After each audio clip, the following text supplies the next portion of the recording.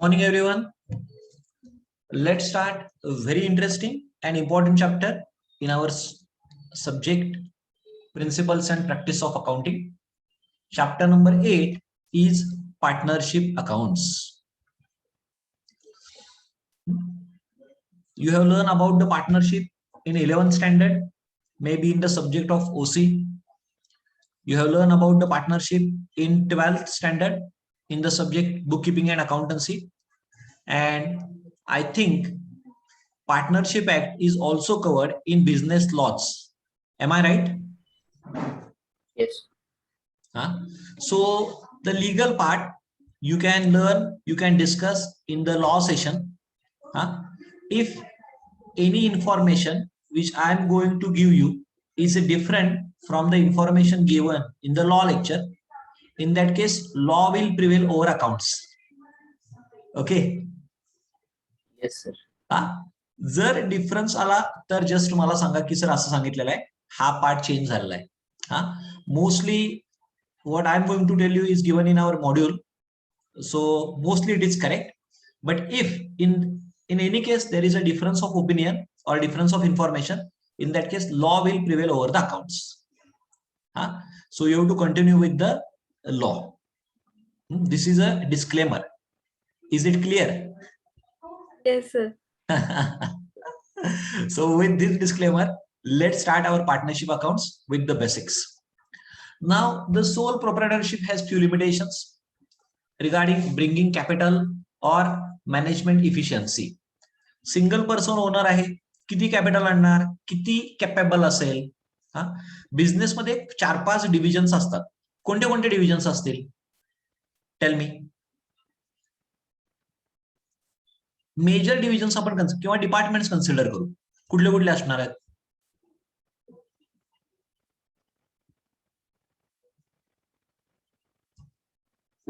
Easy करून विचारतो. एखादा मोठा बिझनेस आहे तर इंजिनियर कुठल्या डिपार्टमेंट मध्ये काम करेल? Research and development. बर, अजून?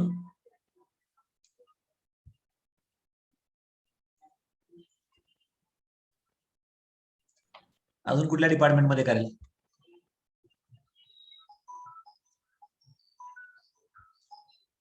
येस, डिपार्टमेंटलायझेशन ऑफ बिझनेस झालेलं नाही का तुम्हाला कुठंच?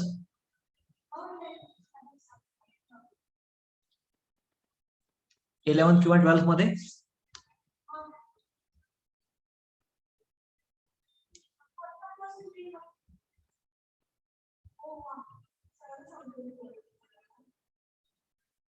येस.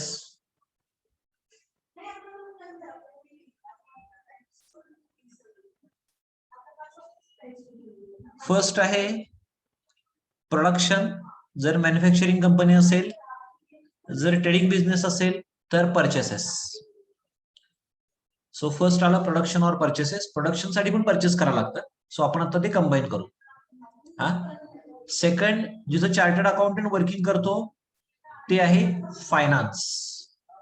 आणि बाकी 2 डिपार्टमेंट आहेत, ती एमबीए शी रिलेटेड आहे. त्यातलं एक आहे मार्केटिंग आणि 4th आहे HR. सो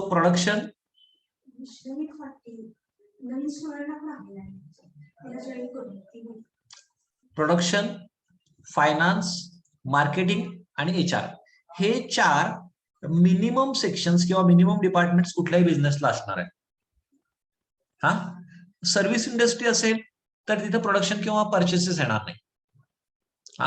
पण फायनान्स, HR, मार्केटिंग हे तर 3 फंक्शन्स येणारच आहेत. आणि मग त्या सर्व्हिसचा कुठला स्पेसिफिक एरिया आहे त्याच्याशी रिलेटेड तिथं डिपार्टमेंट येईल. Now the question is whether a single person is capable to handle all these departments. It is very difficult. There might be someone Superman or Superwoman who are able to handle them, but it is rarely possible that a sole proprietor can handle all these departments. So when the business increases, expands, diversifies, in that case more people with different skills are necessary. Am I right? Yes, sir. Good. So that's why for the purpose of money as well as for the purpose of management efficiency, 2 or more persons are required in a business. So from this need, a form of partnership has come into existence. Do you agree with this? Yes, sir. Good. So this is the origin of the partnership. Now let's learn the legal part, definitions and features of the partnership. So for the partnership, there is Indian Partnership Act 1932. Now tell me years of different acts. Companies Act 2013. 2013, correct. Before 2013, Company Act was enacted in 1956. आम्ही जेव्हा CA करत होतो तेव्हा आम्ही 1956 चा learn केला. तुम्ही आता 2013 चा लर्न करताय. ठीक आहे. पार्टनरशिप ऍक्ट 1932 झाला. Contract act 1872, correct. Yes, हा. yes. Sale of goods act 1930. 1930 आहे. Sale of goods before partnership आहे. बर, ठीक आहे. कॉन्ट्रॅक्ट झाला, पार्टनरशिप झाला, कंपनी झाला, सेल ऑफ गुड्स झाला. LLP ऍक्ट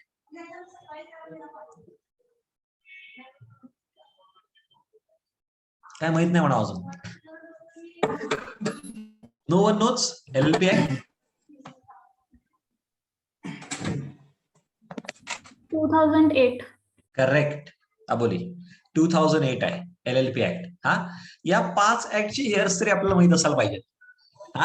ऍक्च्युअली सेक्शन्स पण माहित पाहिजेत, सब सेक्शन पण माहित पाहिजेत, प्रोविजो पण माहित पाहिजेत. But it is in case of a law. Accounts मध्ये आपल्याला फक्त इयर माहित असेल, that is sufficient. For the time being आपण पार्टनरशिप ऍक्ट वर फोकस करू. 1932 defines partnership as this definition we have already learn. काय डेफिनेशन आहे पार्टनरशिपची? The relationship between persons who have agreed to share the profit of a business carried on by all or any of them acting for all. I think this definition is very easy to understand. Any doubt about this definition? No, sir. Relationship between persons who have agreed to share the profit of a business carried on by all or any of them acting for all. या definition मध्ये 4 features आलेले आहेत. एकतर काय, persons मधलं relationship असायला पाहिजे, त्याचं अग्रीमेंट असायला पाहिजे, शेअरिंग प्रॉफिट असायला पाहिजे, आणि carried on by all or any of them acting for all. काय म्हणतो रे आपण याला?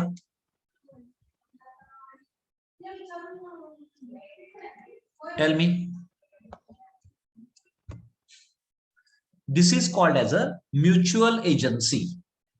Mutual agency relationship between the partners. प्रत्येक पार्टनर हा पार्टनरशिप फर्मचा एजंट आहे आणि बाहेरच्या पर्सनसाठी, थर्ड पार्टीसाठी, ज्यांच्याबरोबर फर्म कॉन्ट्रॅक्ट करणार आहे, बिझनेस करणार आहे, त्यांच्यासाठी तो ओनर आहे. So every partner is a principal as well as an agent. फर्मसाठी एजंट आणि बाहेरच्यांसाठी तो प्रिन्सिपल आहे, म्हणजे ओनर आहे. Is it clear? Yes, sir. Good. The persons who enter into such an agreement are called as a partners. The business is called as a firm. तेव्हा firm हा word जेव्हा use करतात ना, तेव्हा तो पार्टनरशिप बिझनेसला related असतो. When we called a firm, म्हणजे कंपनी असेल तर फर्म वर्ड यूज करणं बरोबर नाहीये. So firm means it is a partnership firm. किंवा सोल प्रोप्रायटरशिप आहे तरी पण फर्म वर्ड यूज करणं करेक्ट नाहीये. करतात कधी कधी, but it is not appropriate. The partners must have a mutual agreement. The written agreement is known as a partnership deed. जेव्हा 2 किंवा जास्त पर्सन्स एकत्र येऊन बिझनेस करणार आहेत, त्यावेळेला अग्रीमेंट इज कंपल्सरी. ते मे बी ओरल अग्रीमेंट असेल किंवा रिटर्न अग्रीमेंट असेल. Which is preferable? Return. Written obvious आहे. उद्या काय डिस्प्यूट वगैरे झाला, so there should be written agreement. and it should be signed by all the partners. Registration of the firm is not compulsory, except in state of Maharashtra. Maharashtra. And we are in Maharashtra. महाराष्ट्रामध्ये partnership business run करायचा असेल, तुमच्यातल्या काही लोकांनी उद्या chartered accountant झाल्यानंतर partnership करायची ठरवली तर रजिस्ट्रेशन कंपल्सरी आहे. I hope few of you will enter into the practice. They will enter into agreement of partnership and run a very good professional business. Non-registration restrict the partners or the firm from taking any legal action. जर registration झालं नाही तर legal issues येऊ शकतील. Okay. If on any point the partnership deed contains a clause, it will hold good. Otherwise, the provisions of act relating to questions will apply. काय होतं actually partnership deed मध्ये जे clauses आहेत accordingly business run व्हायला पाहिजे, right? Yes, sir. पण जर partnership deed मध्ये एखादा क्लॉजच नाहीये तर बिझनेस कुठल्या पद्धतीने रन होणार आहे? As per Partnership Act 1932. Is it clear? Yes. Any doubt in this? No, sir. All points clear? Yes, sir. Yes, sir. Good.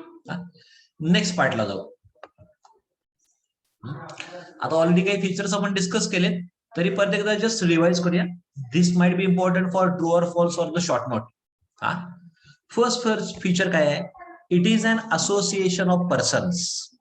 People should come together and they should run the business. So association is must for the partnership. A written agreement is always preferable. Oral पण ठीक आहे, but written agreement is always preferable. कशासाठी partnership करायची आहे? There should be existence of a legal business. Legal is very important. आणि जर तो legal असेल तरच तो रजिस्टर्ड करता येईल. उद्या आपण सगळ्यांनी मिळून आरबीआय ची साईट हॅक करूया. So you can not form a written partnership, written agreement for that purpose. So there should be existence of a legal business. Principal agent relationship आपण डिस्कस केलं की partner is a agent of a partnership firm and he is a principal for outsiders. What is PSR? Profit sharing ratio. Profit sharing ratio. It is must. If no information is given related to profit sharing ratio, then it is. When is to equal? It is equal. Profit sharing ratio मध्ये तुम्ही capital किती आणलंय, तुम्ही किती time काम करताय, किती partnership firm पण लक्ष देत आहे, हे सगळं इरिलेव्हंट होतं unless it is mention in the deed. So deed मध्ये जर मेन्शन केलेलं असेल तर अकॉर्डिंगली तो प्रॉफिट डिवाइड होईल. Otherwise it is equal. Okay. For example, suppose ABC 3 partners आहेत. A चं कॅपिटल आहे 5 lakhs, B चं आहे 2 lakhs, C चं आहे 1 lakh. There is no written agreement related to profit sharing ratio. In that case, A and B cannot claim more profit because they have more capital. If it is mentioned in the partnership deed कि profit will be divided as per the capital ratio, then we will divide it. Otherwise, everyone will get equal share. Is it clear? Yes, sir. Good. And the last, the limitation of partnership firm is partners have unlimited liability. What is the meaning of unlimited liability?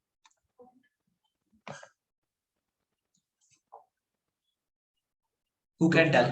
To fulfill these personal assets can be included.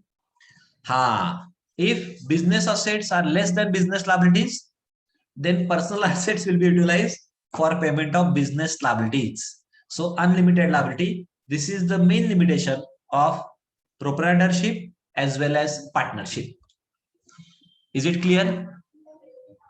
Yes, sir. So these 6 are the main features of the partnership. If anyone has a doubt, please ask.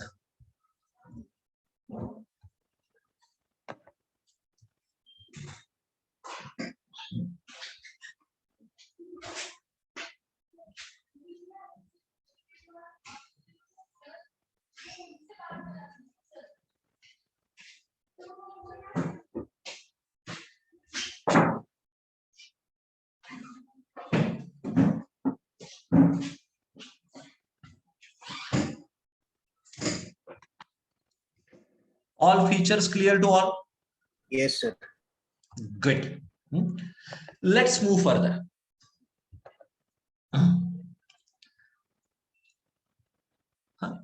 2 points you have to remember, maybe for objective purpose, that is true or false. A minor can be admitted in a partnership firm, but the condition is that he can be admitted to share of profit only. Please remember, minor can be admitted for the share of profit only. If a partnership firm suffers a loss, then it will be borne by the major partners. Is it clear? Yes, sir. Minor कुठलाही loss bare करणार नाही, पण profit मात्र he is entitled to receive the profit, share in profit. So better way, don't consider minor in the partnership firm. That is the best option. Correct का? Yes, sir. Major व्हा, 18+ व्हा आणि त्यांना सरळ काय करा, पार्टनरशिप फर्म मध्ये involve करून घ्या. आणि लॉस झाला तर तो लायबल नाही आहे आणि प्रॉफिट झाला मात्र तो एंटायटल्ड आहे. So this is not a fair. आणि मोस्ट ऑफ द केस मध्ये मायनरला करूनच घेत नाही पार्टनर. सिंपल. बट असं नाहीये की partnership act does not allow any minor to become a partner. Okay. आणि सेकंड पार्ट, मिनिमम पार्टनर्स किती लागतात रे? 2 लागणार आहेत. मॅक्झिमम पार्टनरशिपची कंडिशन आहे 50. पूर्वी ती 20 होती. Now it is a 50. Is it correct? Yes, sir. So these are the few more points which we have to know. Any doubt up to this? No, sir. Good. Let's move further. आता आपण काही अकाउंटिंगच्या point of view बघूया काय काय. हे सर्व काय होते? अरे सॉरी, LLP एक पॉइंट आहे. Then we will move to the accounting. What is a LLP? LLP is viewed as an alternative corporate business proposal that provides, काय LLP चे बेनिफिट्स आहेत बघा. The benefits of limited liability but allows its members the flexibility of organizing their internal structure as a partnership which is based on mutually arrived agreement. LLP मध्ये काय आहे? पार्टनरशिपचा main limitation काय होता? Unlimited liability. Correct. Unlimited liability. उद्या business loss मध्ये गेला तर partnership personal assets पण काय करायला लागणार आहेत? यूज होणार आहेत. It is not applicable for LLP कारण नावातच म्हणले limited liability partnership. So company आणि पार्टनरशिपचं कॉम्बिनेशन आहे ज्याच्यामध्ये बिझनेस फ्लेक्सिबिलिटी आहे. And that's why right now many businesses are forming their businesses or they are structuring their ownerships under the head LLP. कंपनीला काय रूल्स अँड रेग्युलेशन थोडे जास्त आहेत. ओके. पार्टनरशिप फर्मला असेल, प्रोप्रायटरशिपला काय असेल, लिमिटेशन असेल. So LLP, even we have also one LLP, BPA edu services LLP. आपण पण LLP फॉर्म केलेली आहे. So it will protect us from unlimited liability. पण पार्टनरशिपचे बेनिफिट्स आपल्याला LLP मध्ये मिळणार आहे. You have a LLP act, so you can learn thoroughly in that particular act in business laws. Clear? Yes, sir. No partner would be liable on account of the independent or unauthorized actions of other partners or their misconduct. This is another benefit of an LLP which is not applicable in case of partnership firm. Next, the main benefit in an LLP is that it is taxed as a partnership but has the benefits of being a corporate or more significantly, a juristic entity with a limited liability.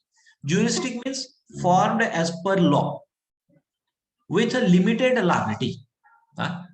पार्टनरशिपच्या काय status बद्दल जरा doubt आहे, कारण की registration compulsory नाहीये. दो it is registered तरी पण त्याला तेवढं व्हॅलिडिटी मिळत नाही. हा, it is not applicable in case of LLP और अ कंपनी. हा, सो LLP किंवा कंपनीच्या केसमध्ये काय आहे, त्याची separate legal entity all over India consider केली जाते. Outside India may be partnership firm consider केली जाणार नाही, पण LLP can be considered. Outside India, the word used is LLC. Have you read this word LLC? No, sir. If you will search on Google, then Google is also LLC. Google LLC, Limited Liability Company. आपल्याकडे LLP म्हणतो, त्यांच्याकडे LLC आहे. And LLP has the special characteristics of being a separate legal entity distinct from its partners. LLP is a body corporate in nature.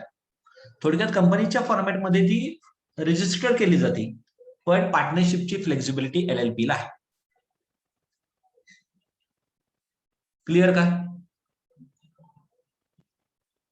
Yes, sir. Yes, sir. गुगलचं कोणी search करून बघितलंय का, Google LLC आहे का काय आहे? ठीक आहे, you can search it afterwards, no problem. हा, नेक्स्ट एक पॉसिबिलिटी आहे की तुम्हाला शॉर्ट नोट जी येणार आहे क्वेश्चन नंबर 1B मधली, please state the differences between partnership firm and LLP. Just 10 differences आहेत, गो थ्रू करा.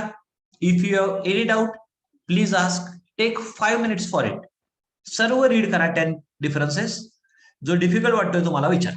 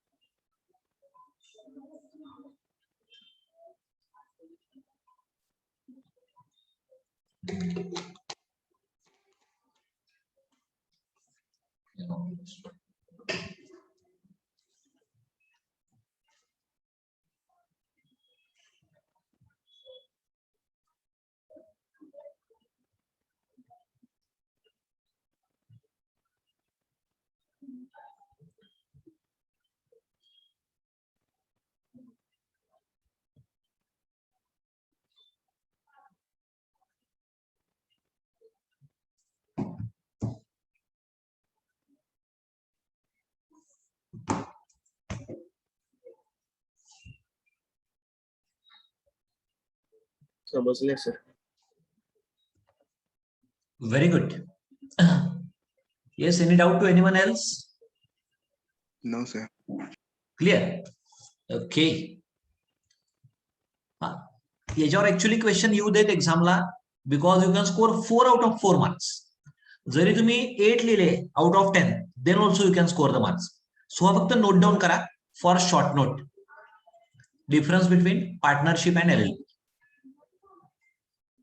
ओके, आणि तुम्हाला ऍक्ट झाले दोन्ही, पण लॉ मध्ये ऍक्ट व्हायचेत ना हे दोन्ही. हो, अजून नाही.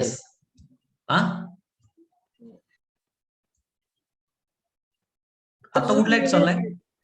आता सेल्स ऑफ गुड्स आहे. सेल ऑफ गुड्स ऍक्ट चालू आहे. ठीक आहे, तो झाल्यावर मॅडम स्टार्ट करते. So then you will understand it in more details. Next पॉइंटला जाऊ. In the absence of any agreement to the contrary, now let's come to the accounting part. आता पण लीगल पार्ट झाला, features, definition, plus minuses, all the things. आता बघूया अकाउंटिंगच्या point of view न काय आहे. There are 5 important things. जर अग्रीमेंट मध्ये मेन्शन केलेलं नसेल तर, first, no partner has a right to salary. एखादा पार्टनर म्हटला की मी 12 तास पार्टनरशिप फर्मच्या ऑफिसमध्ये असतोय, मला सॅलरी पाहिजे. If it is a mention in the deed, then only he or she are eligible for it. तुम्ही 12 तास तिथं थांबा किंवा थांबू नका, हा सॅलरी मिळणार नाही unless it is mention in the deed. Is it clear? Yes. Yes. हा second, no interest on capital. आपण मगाच एक्झाम्पल घेऊ. ABC 3 पार्टनर्स आहेत. एचं कॅपिटल आहे 5 lakhs, बीचा आहे 2 lakhs, सीचा आहे 1 lakh. ए म्हणायला लागलं की माझं कॅपिटल जास्त आहे, मला इंटरेस्ट द्या. डीड मध्ये लिहिलंय का? No. Then he is not entitled to interest. If it is a mention in the deed then they are entitled to the interest. फक्त यात काय आहे की आपला फेअरनेस चेक करावा लागतो. फेअरनेस म्हणजे काय आहे की जर त्यांनी अमाऊंट कुठेतरी इन्व्हेस्ट केली असती, किती इंटरेस्ट मिळाला असता? समजा 8 to 10%, तर तेवढाच इंटरेस्ट घेता येईल. ते जर म्हणाले की आम्ही 24% इंटरेस्ट घेतो, so it will not be allowed. हा so fair rate of interest किती आहे? सपोज मार्केटमध्ये 8% मिळतो, हे म्हटले आम्हाला 12% पाहिजे, इट विल बी अलाउड. हा पण 24, 30 असा कुठलाही इंटरेस्ट अलाउड होणार नाही, though it is mention in the deed. म्हणजे डीड मध्ये कुठलाही इलिगल पॉइंट किंवा क्लॉज मेन्शन करता येणार नाही. क्लिअर? Yes, sir. हा थर्ड पॉइंट, जर डीड मध्ये मेन्शन केलं नसेल तर इंटरेस्ट ऑन ड्रॉइंग पण चार्ज करता येणार नाही. इंटरेस्ट ऑन कॅपिटल काय आहे? पार्टनरसाठी इन्कम आहे पण फर्मसाठी एक्सपेन्सेस आहे. इंटरेस्ट ऑन ड्रॉइंग उलट आहे, पार्टनरसाठी एक्सपेन्स आहे आणि फर्मसाठी इन्कम आहे. ओके, पण डीड मध्ये मेन्शन नसेल तर इंटरेस्ट ऑन ड्रॉइंग चार्ज करता येणार नाही. सेकंड थिंग, ओरल एग्रीमेंट केलं अलाउड नाही. ओरली तुम्ही काय पण ठरवाल. हा रिटर्न एग्रीमेंट मध्ये हे सर्व पॉइंट्स मेन्शन असायला पाहिजे, then only it is allowed. Clear? Yes, sir. हा फोर्थ पॉइंट, हा प्रॉफिट शेअरिंग रेशो इक्वल. मग असं मी जास्त वेळ काम करतोय, माझं कॅपिटल जास्त आहे, मी पहिल्यांदा झालोय पार्टनर, मी ओल्ड पार्टनर आहे, nothing doing. Mention it in the agreement, then only you are entitled for it. हा सो प्रॉफिट शेअरिंग रेशो जर काही सांगितलं नसेल तर it is always equal, not in the capital ratio also. आणि last point, if partner has advanced loan to the firm. Partner म्हटलं की मी काय करतो, लोन देतो, त्याचा रेट ऑफ इंटरेस्ट हा कॅपिटलवरच्या रेट ऑफ इंटरेस्ट पेक्षा जास्त अलाउड आहे. जर रेट ऑफ इंटरेस्ट मेन्शन केला नसेल then it is compulsory to pay interest at 6% per annum to the partner advancing the loan. Is it clear? Yes, sir. Huh? Yes. All 5 points are very important. Please check, think over it. If you have doubt, please ask.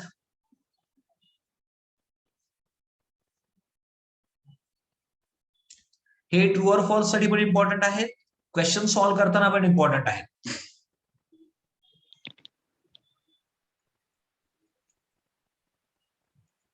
Any doubt in this? काय चहा थांबते. कोणच्या हवेत बसलाय? चहा तिकडे. हा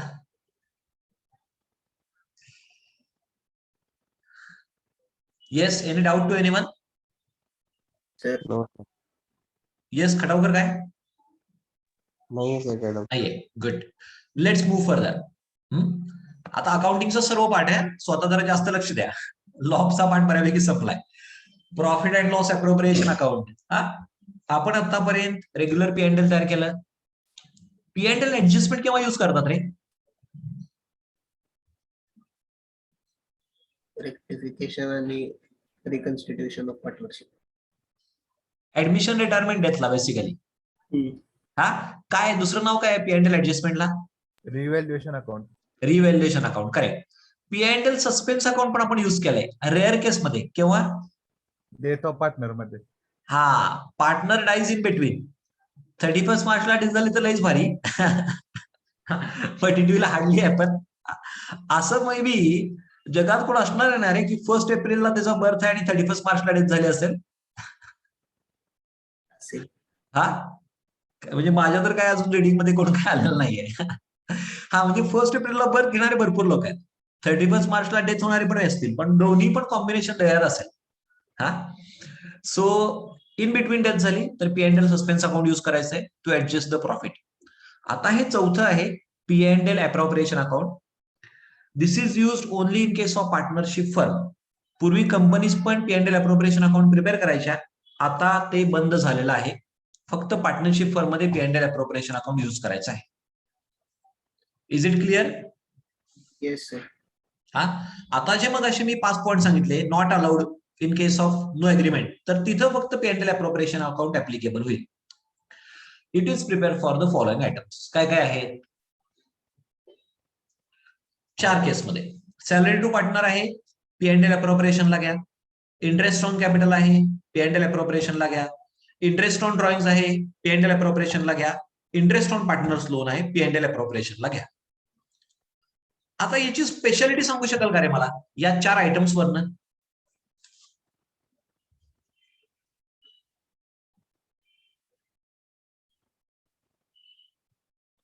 आपण हे 12th मध्ये प्रिपेअर करायचं नाही, आपण काय जे असेल ते P&L अकाउंटच घ्यायचं. But in CA foundation we are going to prepare it. So काय स्पेशालिटी वाटते आयटम्स बघून?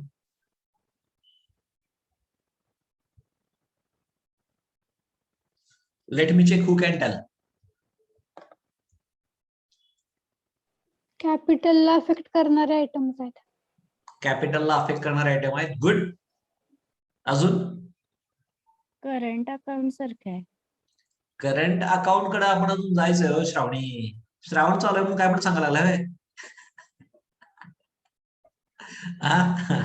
Next. Yes.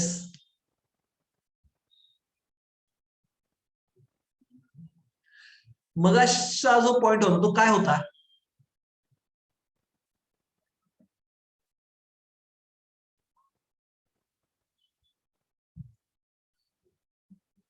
Following expenses or income are not allowed unless it is allowed in mentioned in the partnership deed. Correct का? Yes sir. हा, थोडक्यात हे जे 4 items आहेत, पहिला तर रूल धनश्री सांगितलं असं कॅपिटल जे मी म्हणतो they are related to partners. First point. आणि दुसरा, हे सर्व ऑप्शनल आहेत बघा. हे द्यायलाच पाहिजे असं म्हणते का पार्टनरशिप ऍक्ट? नाही. So these all are optional. So पहिला rule, they should be related to partners. Second rule, they are optional. That's why they are included in P&L appropriation account. हा, म्हणजे P&L अकाउंट मध्ये कुठले items येणार? Which are compulsory in nature. Correct? Yes sir. आणि अप्रोप्रिएशनला कुठले येणार? पहिला, they are related to partners. आणि second rule, they are optional in nature. Clear? Yes sir. हा, जरी पार्टनरशिप डीड मध्ये मेन्शन केलं partner is entitled to salary, तरी पण हा P&L अप्रोप्रिएशनलाच येणार, कारण तो ऑप्शनल आयटम आहे. हा, so please remember these 2 rules. Is it clear to all? Yes Bhushan. तर आपण कॅपिटल अकाउंटला घ्यायचो काय आधी? नाही, आपण P&L अकाउंटला घ्यायचो 12th मध्ये. आता आपण P&L अप्रोप्रिएशनला घेणार आहे. कॅपिटलला इफेक्ट जाणारच रे राजा. हा, म्हणजे पार्टनरशिप अकाउंट मध्ये नुसतं कॅपिटल येतो तो वाट. कॅपिटल अकाउंटला घ्यायचो आणि रेग्युलर P&L ला घ्यायचो. हा, आता हे P&L ला घ्यायचे नाहीत, कारण आता आपण ग्रोन अप झालोय, 12th पास झालेलो आहे, CA फाउंडेशनची एक्झाम देणार आहे. सो आता हे P&L अप्रोप्रिएशनला घ्यायचे आणि कॅपिटल और करंट अकाउंट जे काय असेल ते तिथे येते. सेकंड इफेक्ट तिथे येणार. Okay. Okay. Yes. Any other doubt? Clear ना? नेक्स्ट पॉइंट कडे जाऊ. आता एंट्रीज बघूया याच्या. आता मला सांगा, आपण मग अशी 4 आयटम्स बघितले. पहिला कुठला होता? सॅलरी. सॅलरी बिझनेस साठी एक्सपेन्स आहे का इन्कम आहे? एक्सपेन्स आहे. तेव्हा सॅलरी अकाउंट काय होणार? डेबिट होणार. Correct. Interest on capital expense आहे का इन्कम आहे? एक्सपेन्स आहे. Okay. Interest on capital account काय होणार? डेबिटच. करेक्ट. थर्ड आयटम कुठला होता? Interest on drawings. Interest on drawings business साठी एक्सपेन्स और इन्कम? इन्कम आहे. करेक्ट. फर्मला मिळणार आहे. सो काय होणार interest on drawings? Credit. Very good. आणि लास्ट कुठला होता? Interest on loan. Partners loan. बरोबर. बिझनेस साठी काय आहे? एक्सपेन्स आहे. त्यामुळे काय व्हायला पाहिजे? डेबिट. बस एवढं फक्त लॉजिक लक्षात ठेवायचं आणि एंट्रीज पास करायच्या, नथिंग एल्स. हा, चेक करा सॅलरीचे एंट्रीज करेक्ट आहेत का बघा.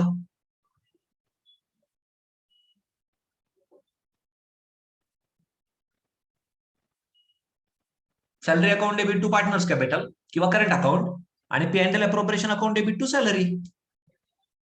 Right. Yes sir. Salary to employees कुठे येईल?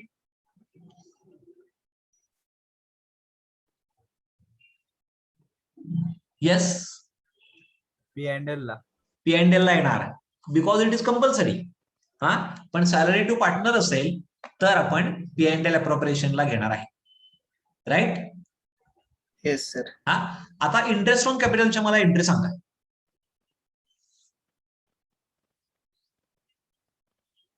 Yes. Capital to partners capital account आणि appropriation account debit to interest on capital account. Correct. Interest on capital expense आहे, डेबिट होईल, नंतर तो पी अँड एल अप्रोप्रिएशनला ट्रान्सफर होईल. Is it clear? Yes sir. आता इंटरेस्ट ऑन ड्रॉइंगच्या सांगा. Partners capital account debit to interest on drawing account. Yes, interest on drawing account debit to P and L appropriation account. बस, that's it. Any doubt in this? Kartik समजलंय ना? हो sir. Good. Yes, anyone else? Any doubt? No sir. Okay, nice. Let's move further. Format of P&L appropriation account. Check करा format correct आहे का?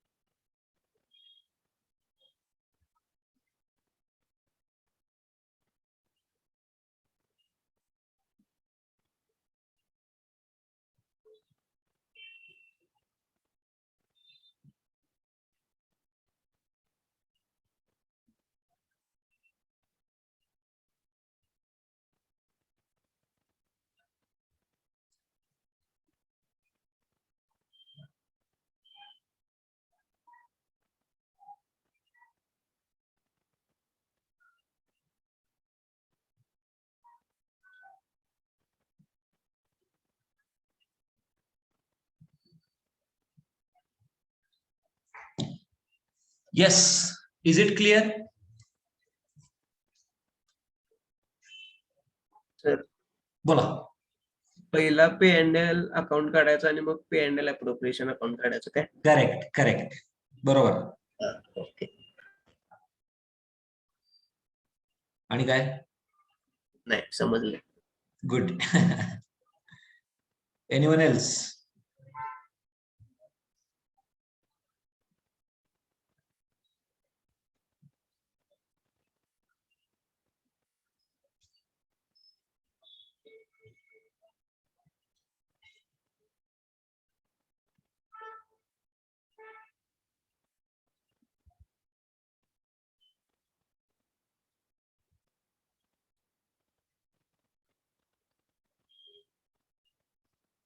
Yes, rest of the students clear?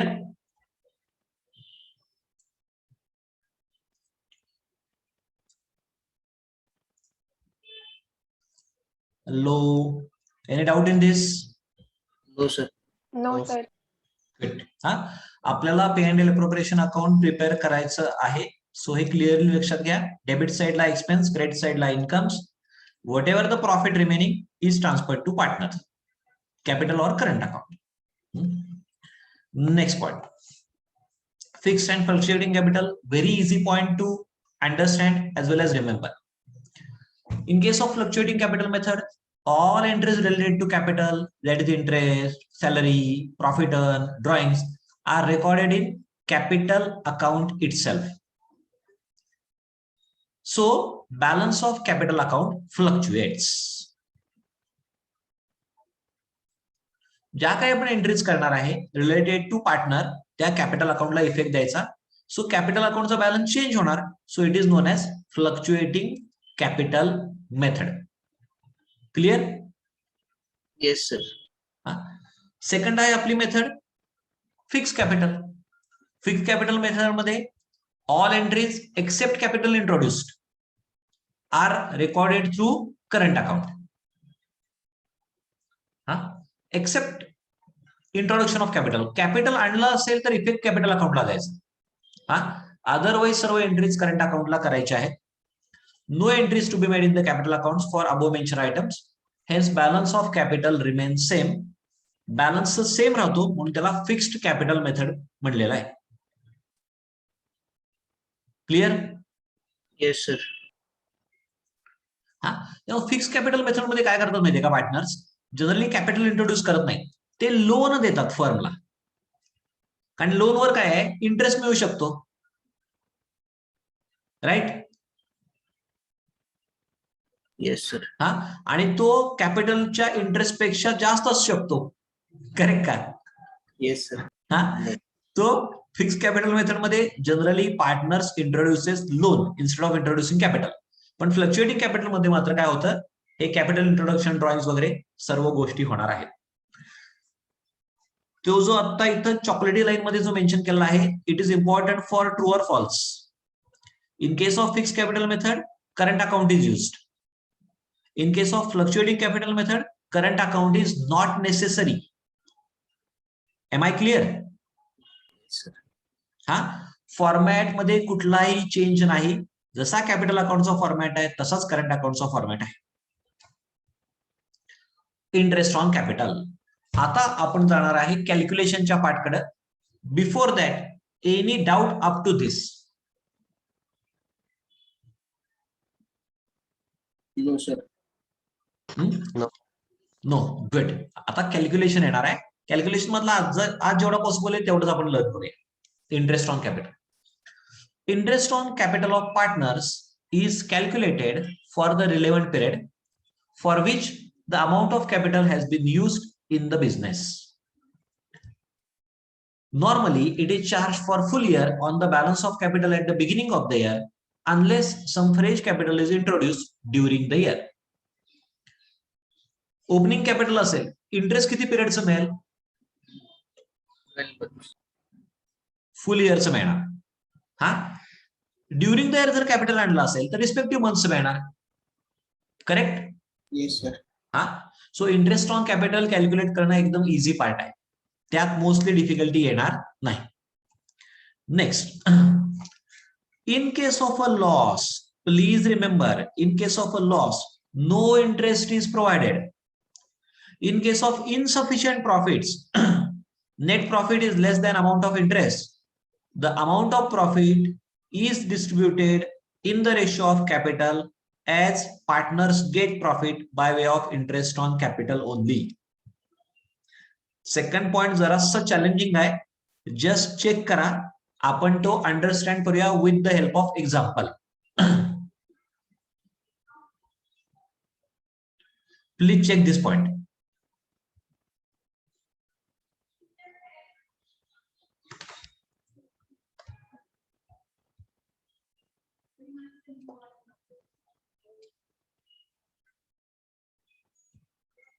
Give a practical example.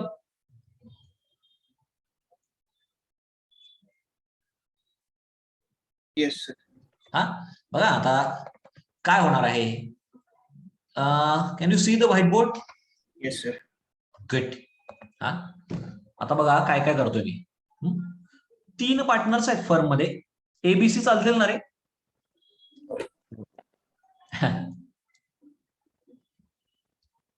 A B C.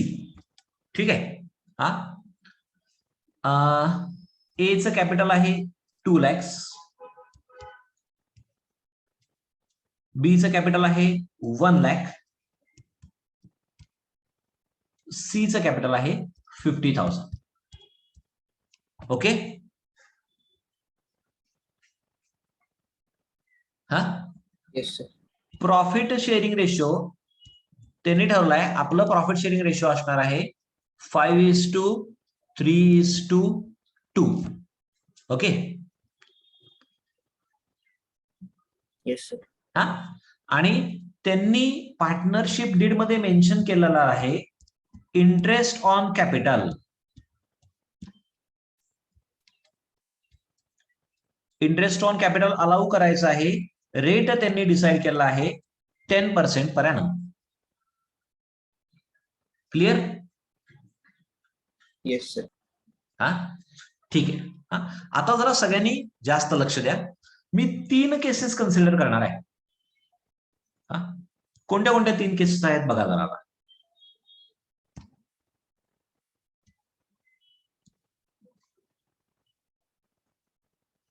Clear दिसतोय ना रे white board?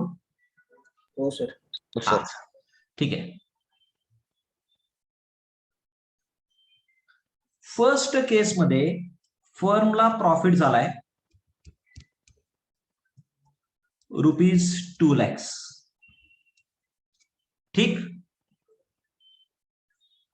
Yes, sir. हा second केस मध्ये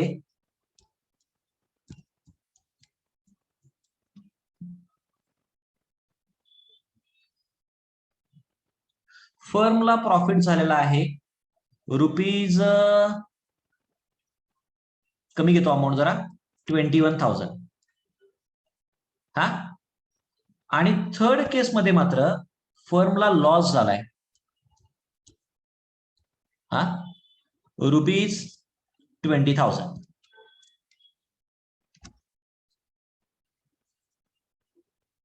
परत repeat करतो. ABC partners आहेत. 2 lakhs 1,50,000 कॅपिटल आहे. प्रॉफिट शेअरिंग रेशो आहे 5:3:2. इंटरेस्ट ऑन कॅपिटल द्यायचं आहे 10%. हा आणि 3 केसेस कन्सिडर केले आपण. फर्स्टला प्रॉफिट 2 lakhs, सेकंडला 21,000, थर्डला लॉस 20,000. क्वेश्चन क्लिअर झालाय का? Yes, sir. हा काय फाइंड आउट करायचं आपल्याला आता? Interest on capital. हा interest on capital. H interest किती येईल रे? ए ला नॉर्मल केस मध्ये 20,000 येणार. Am I right? हो. हा बी ला 10,000. करेक्ट आणि सी ला 5,000. 5,000. हा इंटरेस्ट पहिला पे करायचं. आता किती प्रॉफिट राहील?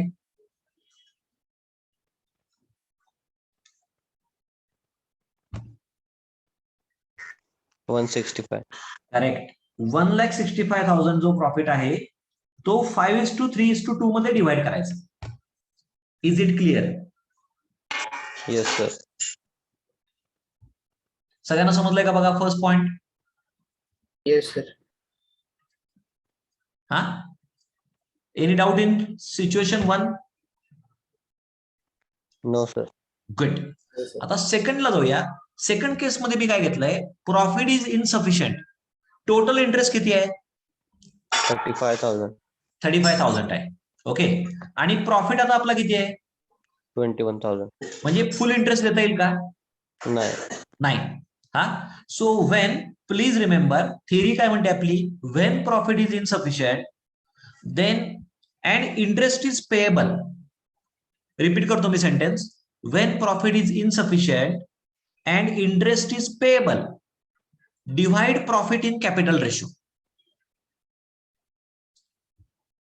कोण रिपीट करेल रे माझं सेंटेन्स?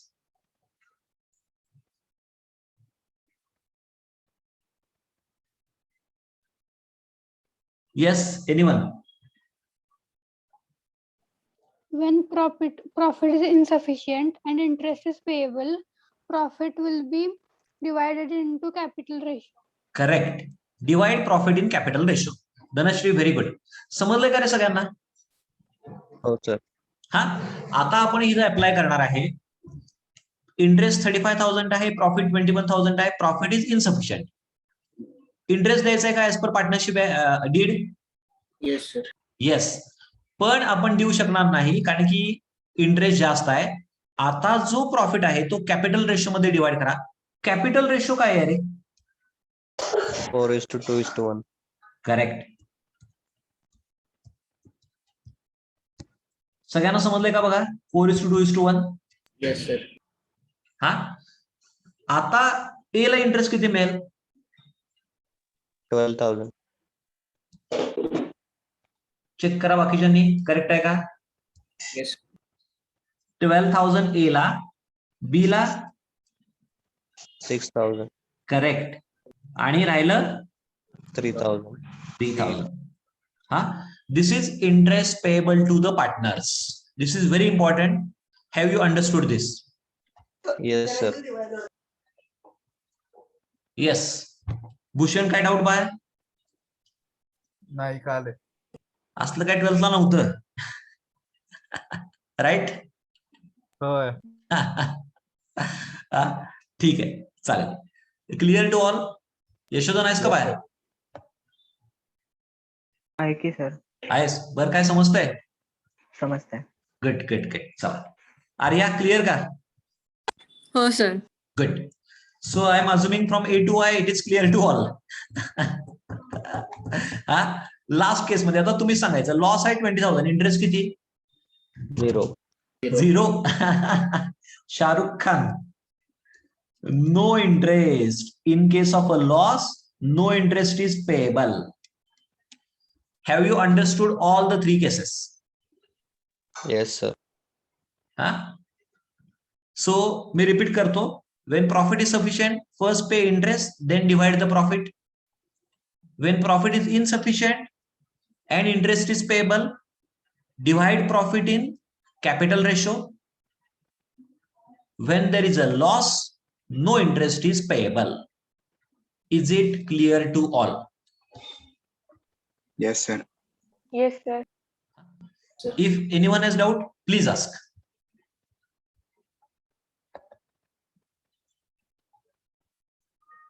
समजलं इथपर्यंत?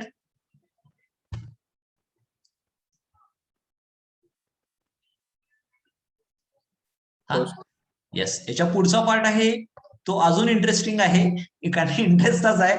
That we will learn in the next session. Okay. Yes, sir.